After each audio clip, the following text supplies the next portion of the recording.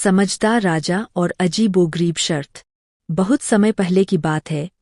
एक राज्य था जिसका नाम था शांतिनगर। यहाँ के राजा का नाम था महाराज वीरसेन। महाराज वीरसेन अपनी बुद्धिमानी और न्यायप्रियता के लिए दूर दूर तक प्रसिद्ध थे। एक बार पड़ोसी राज्य से एक व्यापारी उनके दरबार में आया। वह अपने साथ एक बहुत ही सुंदर लेकिन बिल्कुल अनोखा सोने का हार लाया था। व्यापारी ने राजा को हार महाराज, यह हार मैंने बड़ी मेहनत से बनवाया है। इसे कोई साधारण व्यक्ति नहीं खरीद सकता। मेरी एक अजीब शर्त है, जो कोई भी इस हार का सही मोल बताएगा, यह हार उसी का हो जाएगा, और वह भी बिल्कुल। राजा वीरसेन मुस्कुराए और उन्होंने सबसे पहले अपने कोषाध्यक्ष को बुलाया। कोषाध्यक्ष ने हार को तोला और कहा। महाराज, इसका मोल 10,000 स्वर्ण मुद्राएं है। फिर राजा ने अपने राज्य के मशहूर जौहरी को बुलाया। जौहरी ने हार की नक्काशी और डिजाइन देखकर कहा। महाराज, इसकी कारीगरी का मोल 50,000 स्वर्ण मुद्राएं है। अंत में राजा ने एक वृद्ध गरीब कारीगर को बुलाया जो सालों से महल में छोटी मोटी मरम्मत का काम करता था। कारीगर ने हार को उठाया, उसे अपनी आंखों से लगाया और फिर धीरे से बोला। दरबार में सन्नाटा छा गया। व्यापारी चौंक।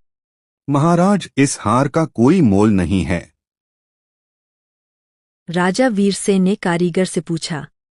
क्या तुम समझा सकते हो कि तुम्हारा मतलब क्या है? राजा वीरसेन ने कारीगर से पूछा। कारीगर ने हाथ जोड़कर कहा। महाराज, यह हार अत्यंत सुंदर है, इसमें कोई संदेह नहीं। लेकिन क्या यह हार किसी को खुशी दे सकता है?